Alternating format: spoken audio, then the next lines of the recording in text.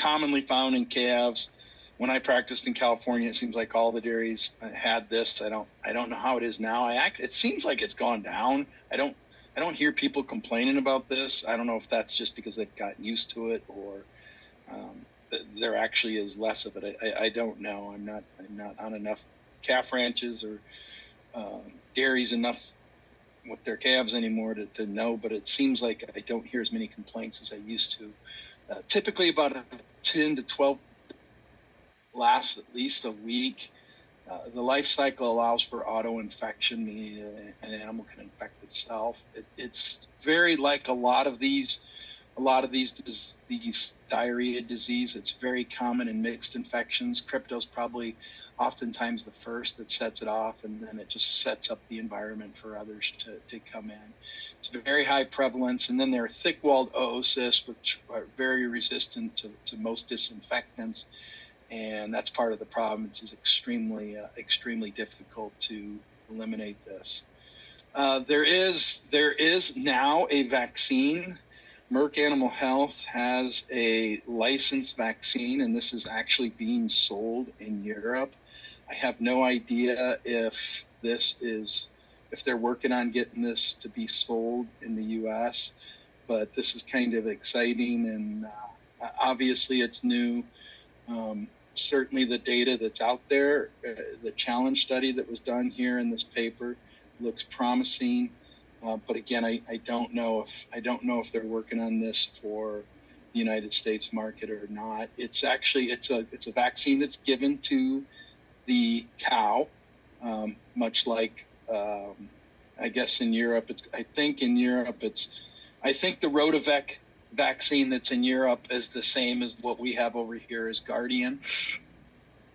Excuse me. It's not to be, they don't mix it with that over that, so it is a separate injection. But again, this is all pretty new, so stay tuned for that. Got this from Jeremy Schaefer. He's actually now, when he was in Minnesota, he's actually now with Merck as well. And there's other published data on this that would show very similar distribution. So again, this is from the fecal samples that they got in their diagnostic lab. And again, you can see our big four here. So this was all viral. So E. coli is not represented on this chart. But again, here's our rotavirus, crypto, and corona, our biggies. But notice over here, there's just a lot of combination infections, right? So a lot of times it's not just one organism. In fact, most times it's not just one organism. We frequently find multiple organisms when we send these calves to the diagnostic lab. Now, is that because we've waited for the calf to die and then we send it to the diagnostic lab? Yeah, there's probably part of that. I mean, we don't have the ability to do herd biopsies like the poultry and swine industry, where they can just, send a few head that are perfectly fine in the very early stages of the disease to try to catch it. We can't necessarily do that with cattle.